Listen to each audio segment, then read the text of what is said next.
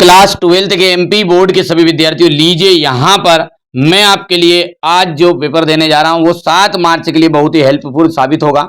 इससे पहले मैंने आपको देख सकते हैं सेट ए, सेट बी भी आपको प्रोवाइड करा दिया है, ये सी चल रहा है, इसके बाद में अपन डी भी प्रोवाइड करेंगे, ई और एफ। ये जो 6 सैंपल पेपर दे रहा हूं ना, इनमें से आपका 100% श्योर 80 के 80 नंबर आपको आराम से आ जाएगा।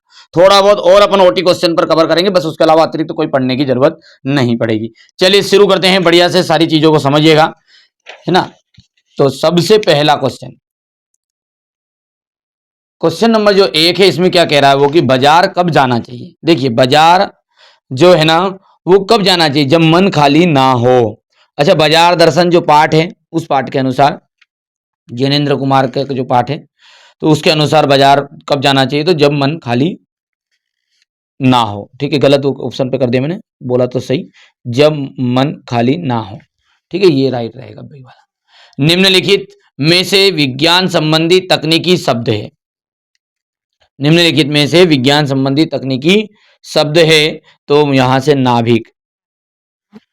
मुझे किताब चाहिए, इस वाक्य में निपात शब्द है। मुझे किताब चाहिए, इस वाक्य में आपका निपात शब्द क्या। देखिए निपात शब्द वो शब्द होते हैं जो वाक्य पर दबाव डालते हैं, सेंटेंस को दबाते हैं, दबाने का काम करते हैं।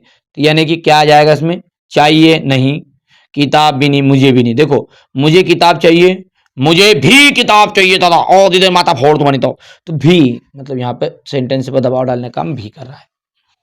भक्तिन कहाँ की रहने वाली थी, तो भक्तिन झूसी की रहने वाली थी। ठीक है, और भक्तिन का वास्तविक नाम क्या था, लक्ष्मीन, ये बात आपको याद ही है।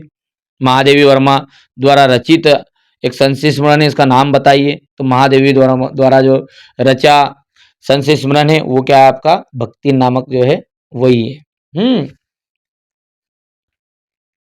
कबीर तुलसी रहीम के नीति संबंधी दोहे के उदाहरण दिखिए। तो कबीर तुलसी रहीम के नीति संबंधी दोहे के जो उदाहरण है वो किसके हैं, तो गे मुक्तक के उदाहरण है ये। जाति प्रथा को दूसरा रूप कहा गया है, तो श्रम विभाजन को। आगे ध्यान रहेगा। चलिए आगे बढ़ते हैं, अब क्वेश्चन नंबर 2 देखते हैं, रिक्त स्थान। अब क्वेश्चन नंबर जो 2 है उसमें रिक्त स्थान है। तो देखिए सोदल के अगर मार साहब जो थे वो क्या पढ़ाना थे, तो मराठी, मराठी राइट रहेगा इसका। खेत की जो तुलना वो किससे की गई है, तो खेत की तुलना की गई कागज के पन्ने से। ठीक है, हिंदी में नेट पत्रकारिता की जो शुरुआत है, हिंदी में नेट पत्रकारिता की जो शुरुआत है वो किसके साथ हुई, तो वेब दुनिया के साथ। हो गया। वाक्य है, तो वाक्य क्या होता है, सार्थक शब्द समूह। ठीक है, आश्रम, आश्रम नहीं है ये, आश्रय है ये, है ना। तो ये क्या जाएगा आपका, आश्रय। आश्रय की बाह्य शारीरिक चेष्टाएं आपकी क्या कहलाती है, तो अनुभाव कहलाती है।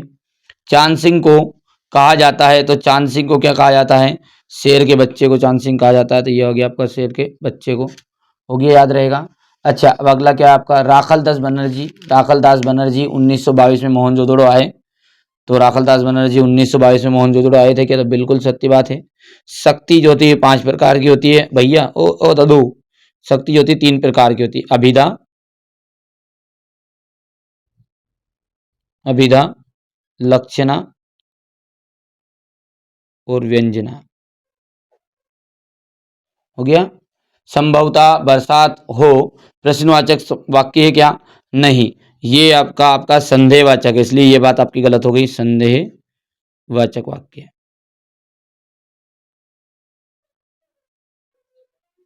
जहां रस होता है वहां गुण अवश्य होता है, तो जहां रस होता है वहां गुण अवश्य होता है क्या, तो भैया देखो ये बात बिल्कुल आपकी सत्य है। बालक जो है चांद के लिए ललचा रहा था, तो बिल्कुल सही बात है, कविता में जो अपना है उसके अनुसार। सीरीज का जो फूल है संस्कृत साहित्य में कठोर माना जाता है, असत्य बात है, बहुत ही कोमल माना जाता है। क्या माना जाता है, कोमल माना जाता है। हो गया।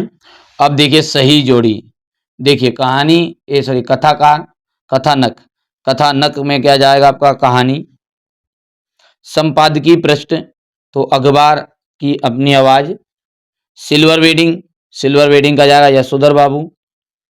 विष्णु खरे, तो विष्णु खरे का आ जाएगा आपका चार्ली चैपलिन यानी हम सब। आग में घी डालना, इसका मतलब क्या है? क्रोध को बढ़ाना। रघुवीर सहाय, कैमरे में बंद, अपाहिज। और प्रगतिवाद का आपका देखिए सामने ही है 1936।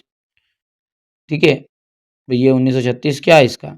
उदय काल है, मतलब प्रगतिवाद काल की शुरुआत। आगे बढ़े। अब देखिए क्वेश्चन नंबर जो 5 है उसको समझते हैं यहाँ पर। चलिए अब यहाँ पर एक वाक्य में उत्तर की आमतौर पर रेडियो नाटक की जो अवधि होती है वो कितनी होती है? तो 15 से 30 मिनट। 15 से 30 मिनट होती है। सोरठा छंद मात्राओं की दृष्टि से किस छंद का उल्टा माना जाता है? तो दोहा छंद का उल्टा माना जाता है। दोहा छंद का उल्टा माना जाता है। भक्तिन और लेखिका के बीच कैसा संबंध है? तो भक्तिन और लेखिका के जो बीच है वो आपका सेवक और स्वामी का संबंध है। हो गया। किस कवि की पहचान एक बिंब धर्मी के रूप में से है? तो केदारनाथ, केदारनाथ इसका राइट रहेगा। केदारनाथ इसका राइट आंसर रहने वाला है। देखिए बेटा यहाँ पर ये गलत है, इसका आपको यहाँ पर शमशेर सिंह बहादुर लिखना है। क्या लिखना है? शमशेर सिंह बहादुर। बाजार दर्शन, बाजार के दर्शन पाठ के लेखक कौन है? तो बाजार के दर्शन पाठ के लेखक कौन है? जैनेन्द्र कुमार है।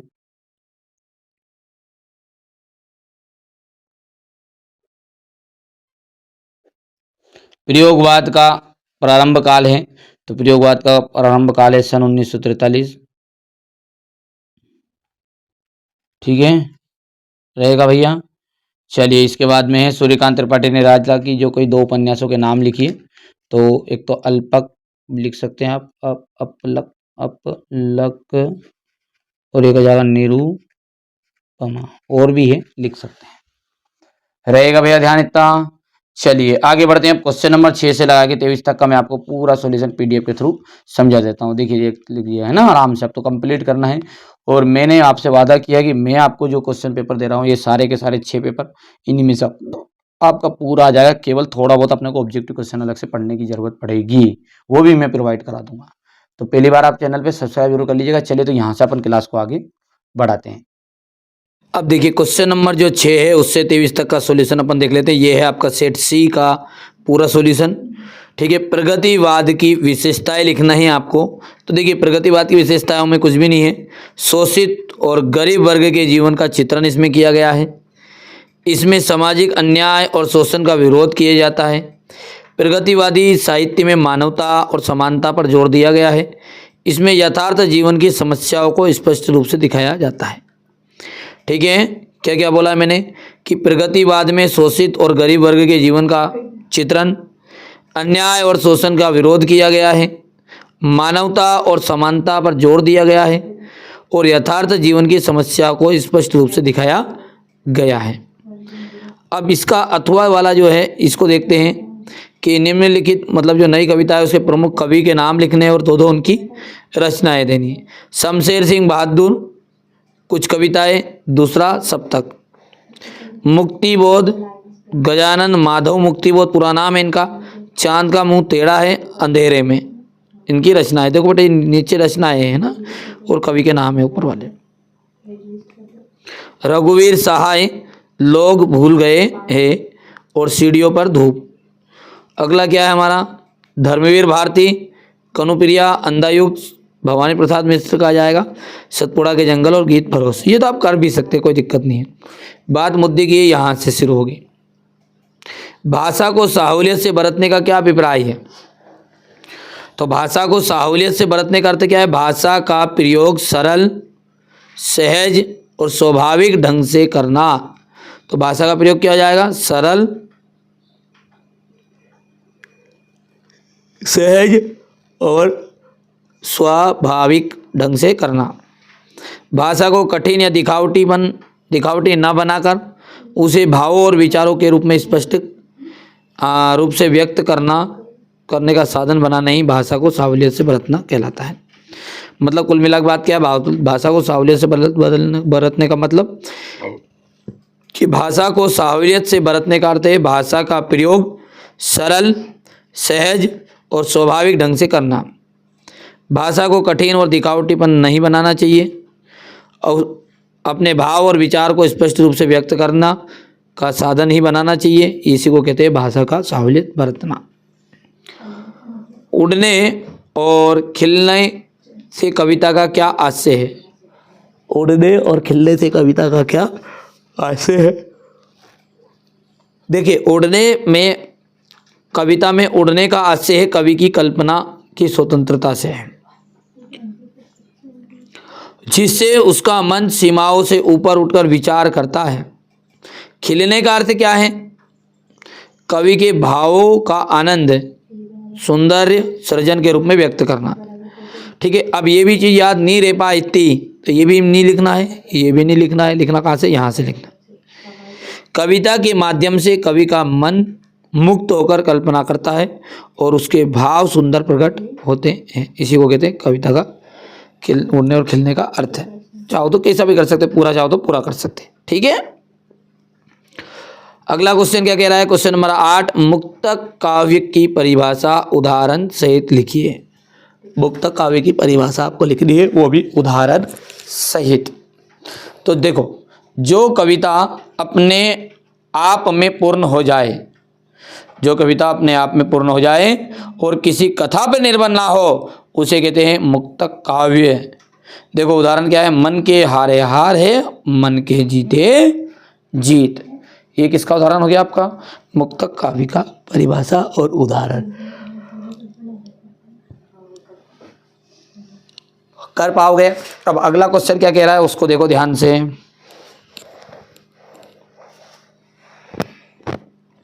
वीर रस और शांत रस की परिभाषा उदाहरण सहित आपको समझाना है। ठीक है, वीर रस और शांत रस की परिभाषा आपको उदाहरण सहित समझाना है। तो देखो, वीर रस का क्या है? जहाँ पर किसी युद्ध का प्रसंग, ओजस्वी घोषणा, उत्साह से भरे गीत सुनकर हमारे मन में, हृदय में उत्साह का भाव उत्पन्न हो। मतलब हम जब कहीं पर भी कोई प्रसंग सुनते, कोई कथा सुनते, कोई दृश्य देखते हैं तो हमारे मन में उत्साह का भाव उत्पन्न हो जाता है। ठीक है, तो वो हो सकता है युद्ध का प्रसंग हो, ओजस्वी घोषणा हो या उत्साह से भरे गीत हो, तो हमारे मन में उत्साह का भाव उत्पन्न हो जाए, वहाँ पे होगा वीर रस। जैसे उदाहरण,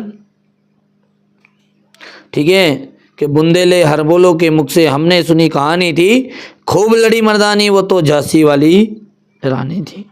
ठीक है, सिंपल उदाहरण यही है, यही बहुत ज़्यादा वायरल उदाहरण भी यही है, सबसे ज़्यादा बार बार यही लिखते हैं बच्चे कि बुंदेले हरबोलो के मुख से हमने सुनी कहानी थी, खूब लड़ी मर्दानी वो तो झांसी वाली रानी थी। चलो फिर दूसरा उदाहरण लिख सकते हैं। वहाँ खून कहो किस मतलब का जिसमें उबाल का नाम नहीं, वहाँ खून कहो किस मतलब का जो आ सके देश के काम नहीं। और भी उदाहरण चाहिए तो और भी उदाहरण ले सकते हैं आप, कोई सा भी एक करना है। रणबीज चौकड़ी भर भर कर चेतक बन गया निराला था, राणा प्रताप के घोड़े से पड़ गया हवा का पाला था। चौथा उदाहरण भी आपके सामने है यहाँ पर कि चमक उठी सन 70 में, वहाँ तलवार पुरानी थी, बुंदेलों के मुख से हमने सुनी कहानी थी। ठीक है, चमक उठी सन 70 की में वहाँ तलवार पुरानी थी, बुंदेले हरबोलों के मुख से हमने सुनी कहानी थी। हो गया। अब ये शांत रस बोल रहा था, तो शांत रस में देखो यहाँ पर देखो ध्यान से, इसका स्थायी भाव क्या है? निर्वेद है। तो निर्वेद नामक स्थायी भाव, विभाव, अनुभाव तथा संचारी भाव से शांत रस की उत्पत्ति होती है। ठीक है, इसका स्थायी भाव क्या है? निर्वेद है। निर्वेद नामक स्थायी भाव, विभाव और संचारी भाव से रस की उत्पत्ति होती है, इसे शांत रस। अब ऐसा ये नहीं कर पाओ परिभाषा, सिंपल परिभाषा क्या लिखना है आपको? ठीक है, सिंपल परिभाषा ये लिखनी है कि जब किसी भी घटना, किसी भी दृश्य को देखकर हमारे मन में निर्वेद की भावना आ जाती है। निर्वेद यानी कि शांत हो जाता है, हमारी मन जो होता है वो शांत हो जाता है, तो वहाँ पर शांत रस होता है। जैसे ये उदाहरण है आपके सामने, हे मालिक तेरे बंदे हम, ऐसे हो हमारे कर्म, नेकी पर चले बदी से टले, ताकि हंसते हुए निकले दम। ये भी आप शांत रस का लिख सकते हैं। ठीक है, उदाहरण ये सिंपल उदाहरण यहाँ पर भी है ये। ठीक है, बड़ा हुआ तो क्या हुआ, जैसे पेड़ खजूर, पंथी को छाया नहीं फल लागे अति दो। तो ये आपका शांत रस का उदाहरण है। ठीक है, अब यहाँ पर है आपका क्वेश्चन नंबर 9, जो कि रुबैया छंद किसे कहते हैं। ठीक है, रुबैया छंद फारसी उर्दू छंद, रुबैया छंद फारसी उर्दू परंपरा का एक प्रसिद्ध छंद है। इसमें कितनी पंक्ति होती है, 4 पंक्तियाँ होती है, जिसे आप 4 मिसरे भी कहते होती है, मतलब 4 पंक्तियों को मिसरे कहते हैं। ठीक है, उर्दू में तो इसमें 4 पंक्तियाँ होती है, 4 मिसरे होते हैं। इसकी पहली, दूसरी और चौथी पंक्ति में तुक होता है, तुक मिलती है, जबकि तीसरी पंक्ति स्वतंत्र होती है। इसमें जीवन दर्शन, प्रेम और सत्य विषय व्यक्त होता है। उदाहरण क्या है रुबैया छंद का, जीवन है क्षण भंगुर यहाँ बात समझ लो, अहंकार छोड़कर सच्चाई पकड़ लो, जो आज मिला है वही अपना मानो, कल का भरोसा छोड़ दो आज में रम लो। दूसरा उदाहरण भी ये है आपके सामने कि दौलत ना साथ जाती ना यश चलता है, सत्य के पथ पर ही जीवन ढलता है, जो सीख गया खुद से खुद को जीतना, वह इंसान वह इस संसार में सच्चा पलता है।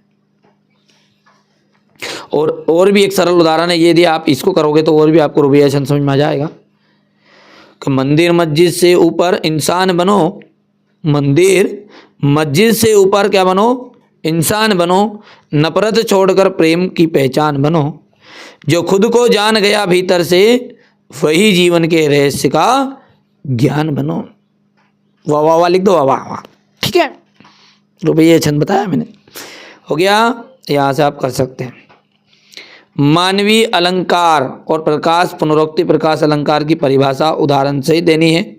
तो मानवीय अलंकार में क्या है, जहाँ जड़ प्रकृति वस्तु पर मानवीय भावों या क्रियाओं का आरोप हो वह मानवीकरण अलंकार होता है। ठीक है, ये डबल लिखा गया है, इसको नहीं लिखना है। मेघ आए हैं बड़े बंठन के सबर के, ताना भाला यहाँ बोल उठा राना, मुझको विश्राम ना दे। ये भी मानवीकरण सिंपल है ना। आगे बढ़ूं, पुनरोक्ति प्रकाश अलंकार,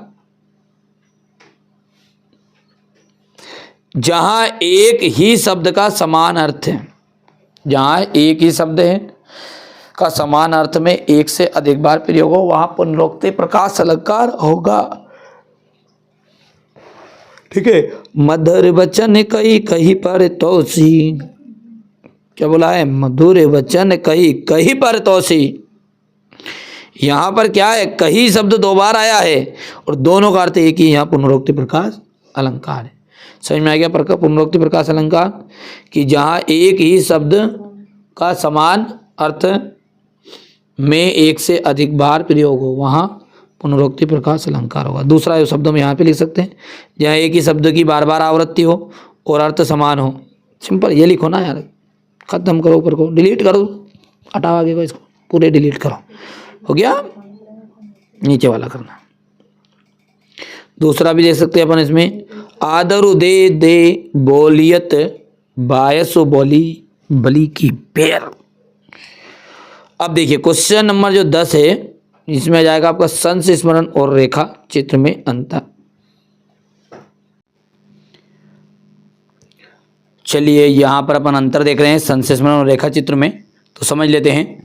देखिए संस्मरण में क्या होता है, इसका आकार जो होता है छोटा होता है, रेखा चित्र का जो आकार होगा ना वो बड़ा होता है। ठीक है, और किसी महान व्यक्ति से संबंधित होगा, यहाँ सामान्य से सामान्य व्यक्ति का भी हो सकता है। इसमें विवरणात्मक शैली का प्रयोग होगा, इसमें चित्रात्मक शैली का प्रयोग होगा। तो 3 अंतर तो आपको समझ में आ गया। आपको ज़्यादा आपको 3 करने हैं बस, ठीक है। बाकी अभी नीचे भी देखेंगे पर याद रहने सर, ठीक है। बहुत 3 बहुत हैं। संस्मरण क्या है? इसका आकार छोटा होता है, इसका आकार बड़ा होता है। यहाँ किसी महान व्यक्ति से संबंधित होता है, यहाँ सामान्य व्यक्ति का भी हो सकता है। इसमें विवरणात्मक शैली का प्रयोग होता है, इसमें चित्रात्मक शैली का प्रयोग होता है। इसकी भाषा जो है भाव प्रधान एवं आत्मीय होती है और इसकी भाषा सांकेतिक और संकेतपूर्ण होती है। हो गया। इसमें लेखक स्वयं प्रत्यक्ष होता है, इसमें लेखक प्रत्यक्ष नहीं होता। हो गया, ये आपका नहीं हुआ अभी तक। चलिए आगे बढ़ते हैं। शुक्ल युग की विशेषताएं बताइए। शुक्ल युग की विशेषताएं देखो, इस युग का साहित्य समाज और जीवन से जुड़ा हुआ था। इस युग का साहित्य समाज मतलब इस युग का साहित्य जो है वो किससे जुड़ा था? एक तो समाज और जीवन से जुड़ा हुआ था। इसमें यथार्थ जीवन का स्पष्ट चित्रण किया गया है। इसकी भाषा सरल, शुद्ध और खड़ी बोली में प्रयुक्त हुई। आगे बढ़ते हैं यहाँ से। कविता के साथ साथ निबंध, आलोचना और अन्य गद्य विधाओं का विकास हुआ। इस युग में साहित्य को उपयोगी और उद्देश्य माना गया।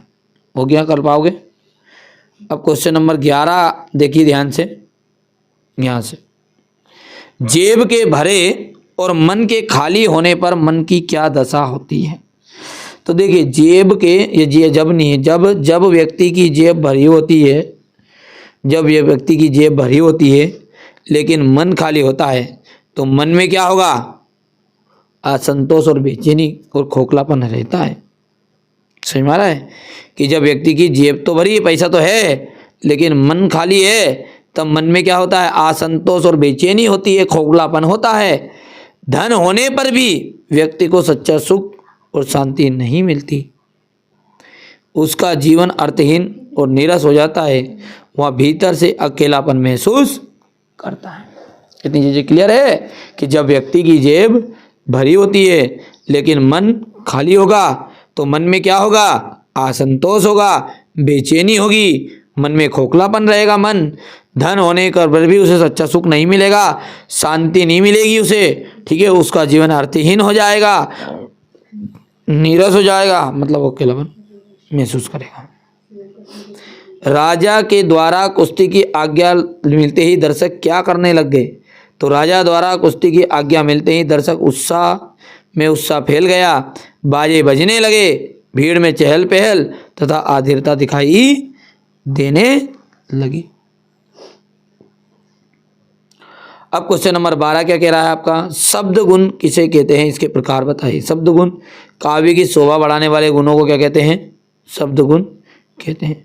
काव्य की शोभा को बढ़ाने वाले गुणों को क्या कहते जाता है? शब्द गुण।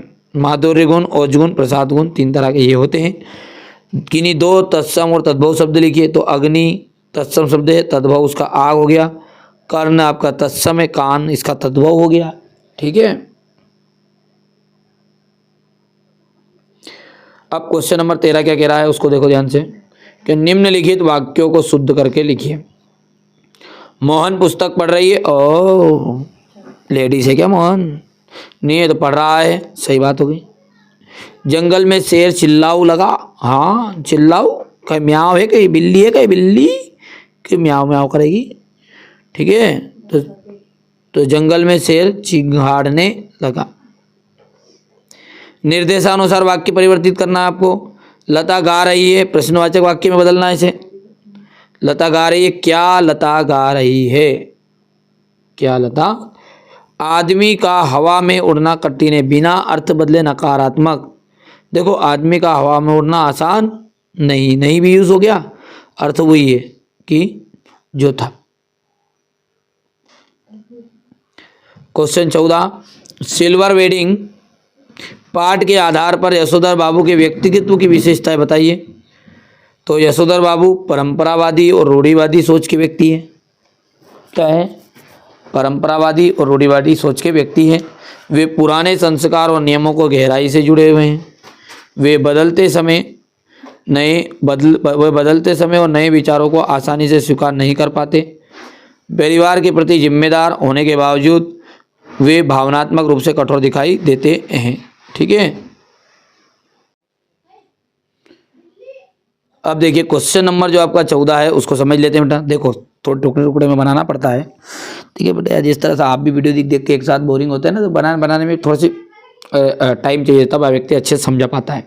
देखिए अब समझिए, सिल्वर वेडिंग पार्ट के आधार पर यशोधर बाबू की व्यक्तित्व की विशेषताएं आपको बतानी है। देखो यशोधर बाबू क्या थे, परंपरावादी थे और रूढ़िवादी सोच के व्यक्ति थे। एक तो परंपरा को लेकर चलते और रूढ़िवादी सोच के व्यक्ति, वे पुराने संस्कार और नियमों को गहराई से जुड़े हुए थे। ठीक है, ठीक है, आजकल के लोगों से थोड़ा सा अलग थे, क्योंकि वो पुराने संस्कार के थे, गहराइयों से जुड़े थे, उन्हें अच्छे बुरे का पूरा ज्ञान था। ठीक है, वे बदलते समय और नए विचारों को आसानी से स्वीकार नहीं कर पाते थे। वे बदलते समय और नए विचारों को आसानी से स्वीकार नहीं कर पाते थे। परिवार के प्रति जिम्मेदार होने के बावजूद भी वे भावनात्मक रूप से कठोर दिखाई देते हैं। समझ में आया आपको? क्या है विशेषताएं? परंपरावादी रूढ़िवादी सोच के व्यक्ति, पुराने संस्कार और नियमों को गहराई से जुड़े हुए, बदलते समय और नए विचारों को आसानी से स्वीकार, परिवार के प्रति जिम्मेदार होने के बावजूद वे भावनात्मक रूप से कठोर दिखाई देते हैं। मोहनजोदड़ो के घरों की विशेषताएं बताइए। तो देखो मोहनजोदड़ो के घरों की विशेषताएं क्या है? पक्की ईंटें से बनी थी। शॉर्टकट में करो, पहले शब्द पकड़ो, कहाँ का शब्द है उसमें याद करने के लिए। देखिए घर पक्की ईंटों से बने थे। घर में आंगन जो था, स्नान घर की व्यवस्था थी। स्नान घर मतलब बाथरूम। ठीक है, प्रत्येक घर में जल निकासी की उचित व्यवस्था थी। कई घर तो 2 मंजिला भी थे। समझ में आ गया भैया कि मोहनजोदड़ो घर की विशेषताएं? ईंटें पक्की थी, घर में आंगन और स्नान की व्यवस्था थी, प्रत्येक घर जल निकासी की उचित व्यवस्था थी, कई घर 2 मंजिला भी थे। हो गया। अगला है क्वेश्चन नंबर 15, प्रिंट माध्यम की प्रमुख विशेषताएं लिखिए। तो प्रिंट माध्यम की प्रमुख विशेषताएं निम्नलिखित है। यह लिखित रूप में होता है, इसे बार बार पढ़ा जा सकता है, यह विश्वसनीय माना जाता है, जानकारी विस्तार में मिलती है। ठीक है, तो प्रिंट माध्यम की प्रमुख विशेषताएं क्या है? तो प्रिंट माध्यम की प्रमुख विशेषताएं निम्नलिखित है। नंबर 1 क्या है? यहाँ लिखित रूप में होता है प्रिंट माध्यम, बार बार पढ़ सकते हैं इसे, यह विश्वसनीय माना जाता है, जानकारी विस्तार में मिलती है। अब क्वेश्चन नंबर जो आपका 15 है, इसका अथवा जो क्वेश्चन है, ये क्या कह रहा है हमारा कि नाटक और कहानी लेखन में समानताएं लिखिए। नाटक और कहानी लेखन में देखो, नाटक और कहानी दोनों में कथानक होगा। देखो ध्यान से देखना, दोनों में कथानक, दोनों में पात्रों का महत्व। ठीक है, उद्देश्य क्या है दोनों का? मनोरंजन के साथ साथ संदेश देना है। ठीक है, भावनाओं की अभिव्यक्ति होती है। तो मतलब 3 कोई से भी कर सकते हैं, ऐसा कोई जरूरी नहीं है कि 3 तो करने ये 15-16 क्वेश्चन। ठीक है, जैसा कि आप सब जानते हैं कि ये चैनल आपका चैनल है बेटा, ये चैनल का उद्देश्य यही है कि यार आप अच्छे अंक प्राप्त करें। ठीक है, ये क्वेश्चन नंबर आपका हो गया है 15 चल रहा है ये। ठीक है, तो क्या लिखेंगे अपन इसको कि नाटक और कहानी में लेखन में समानता है। नाटक और कहानी दोनों में कथानक होता है, दोनों में पात्र का महत्व होता है, दोनों का जो उद्देश्य होता है मनोरंजन के साथ साथ संदेश देना होता है। हो गया। अब क्वेश्चन नंबर जो 16 है, ये क्या कह रहा है हमारा? शमशेर सिंह बहादुर की काव्यगत विशेषताएं निम्नलिखित बिंदुओं के आधार पर लिखनी है आपको। ठीक है बेटे, और आलोक धनवा दो है इसमें, गलती से वहाँ पर ऊपर नहीं लिखाया है। तो ये शमशेर सिंह बहादुर और कौन सा एक और आलोक धनवा। ठीक है, तो यहाँ से आप शमशेर सिंह बहादुर का कवि परिचय लिख लेंगे। देख लो, स्क्रीनशॉट ले लो। आलोक धनवा का यहाँ से आप, ठीक है बेटा, यहाँ से आप क्वेश्चन नंबर या आलोक धनवा वाला कर ले सकते हैं। 2 रचनाएं हो गई, भाव पक्ष हो गया, कला पक्ष हो गया, और ये साहित्य में स्थान। ठीक है, क्वेश्चन नंबर आपका 17 जो है, ये है आपका भीमराव अंबेडकर और जैनेन्द्र कुमार की साहित्यिक विशेषताएं आपको बतानी है। तो डॉक्टर भीमराव अंबेडकर में जाएगा 2 रचनाएं, भाषा शैली, साहित्य में स्थान। ठीक है, अब इसके अथवा वाला क्वेश्चन है, जैनेन्द्र कुमार का आपको बताना है। तो देखो रचनाएं, भाषा शैली हो गई इसकी, और ये साहित्य में स्थान कर लोगे आराम से बेटा। संक्षेपण की विशेषता है तो मैं मॉडल पेपर के रूप में ही दूंगा, मैंने ये नहीं कहा कि असली दूंगा, ये दूंगा, आप आपके हिसाब से देख लो बेटा। ठीक है, कुछ चीज़ें ऐसी होती है, किसी बच्चे का रिकॉर्ड ये यहाँ से आके मेरे नाम से कोई रिपोर्ट करता है, दिक्कत आएगी, आपको दिक्कत, लेने वालों को दिक्कत, मैं तो दादा मॉडल पेपर के नाम से दूंगा जिसको जमे जुड़ सकता है। संक्षेपण की प्रमुख विशेषताएं बताइए। संक्षेपण की प्रमुख विशेषताएं निम्नलिखित है। संक्षेपण में मूल गद्यांश के मुख्य विचार को संक्षेप में प्रस्तुत किया जाता है। इसमें अनावश्यक विवरण, उदाहरण, अलंकार को छोड़ दिया जाता है। संक्षेपण की भाषा जो होती है सरल और सारगर्भित होती है।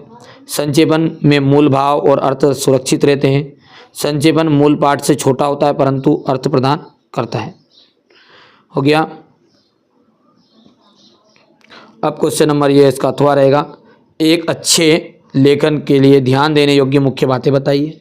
तो अच्छे लेखन के लिए ध्यान देने योग्य बातें हैं कि लेखन की भाषा सरल, शुद्ध और स्पष्ट होनी चाहिए। विषय क्रमबद्ध, सुसंगत और उद्देश्यपूर्ण होनी चाहिए। स्क्रीनशॉट ले सकते हैं। और पकी पकाई खीर वहाँ पे मिल रही यार, मैंने कह भी दिया आपको ना। चलिए आगे बढ़ते हैं। क्वेश्चन नंबर 19 है, संदर्भ प्रसंग व्याख्या आपको आएगी नीचे, पर ये पहला है आपका अपठित गद्यांश। हो गया, ये हो गया आपका अथवा वाला, यहाँ से देख सकते हैं संदर्भ प्रसंग। हो गया क्वेश्चन। अगला क्वेश्चन क्या कह रहा है, देखो क्वेश्चन नंबर 20 में पद्यांश को संदर्भ प्रसंग व्याख्या काव्य सहित बतानी है। नील जल में या किसी की गौर झिलमिल दे है, जैसे हिल रही हो और जादू टूटता है। ठीक है, पतंग कविता से लिया गया है, इसके रचिता आलोक धनवा। ठीक है, ले लिया स्क्रीनशॉट। ये आपका इसका अगला वाला, धूत कहो, अवधूत कहो, रजपूत कहो, जुलाहा कहो, कहू की बेटी सो ना ब्याह, कार्तिकी जाति बगैर सो। ठीक है, तो ये हो गया आपका तुलसीदास वाले पाठ से लिया गया है, मतलब कवितावली के उत्तराखंड पाठ से लिया गया, इसके रचितक तुलसीदास जी। यदि आप कहोगे तो बेटा एक क्लास अलग ले लेंगे भले, पर इस क्लास में इतनी चीज़ें पूरी तरह प्रॉपर नहीं कर पाऊंगा कि संदर्भ प्रसंग व्याख्या भी अच्छे से समझा दूँ। कहोगे आप तो बाद में देखेंगे, पर बाकी ये क्लास पूरी अटेंड जरूर करना बेटा, जरूर जरूर। राम बाने ब्रह्मास्त्र या बार बार तो कह नहीं सकते, किसी के सामने हाथ जोड़ूंगा अच्छी बात नहीं है ना। जिसकी मर्जी पढ़े देख सकता है, जिसकी मर्जी नहीं पढ़े नहीं देखे, कोई दिक्कत थोड़ी। संदर्भ हो गया, प्रसंग हो गया, और ये व्याख्या हो गई।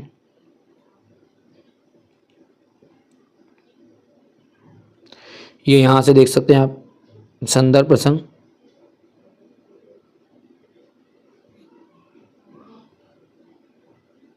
ये भावार्थ,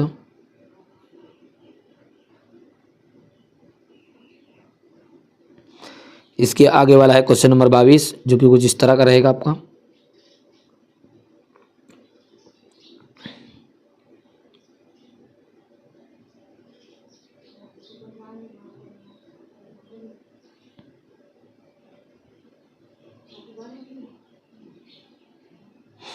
और ये क्वेश्चन नंबर 23। ठीक है, तो ये मैंने आपको प्रॉपर सारी चीज़ें बता दी है। ये सेट सी तक आपका कंप्लीट हो चुका है। चलिए आगे बढ़ते बेटे, निबंध तो यही रहेंगे है ना हर सेट पेपर में। चलिए आगे बढ़ते हैं और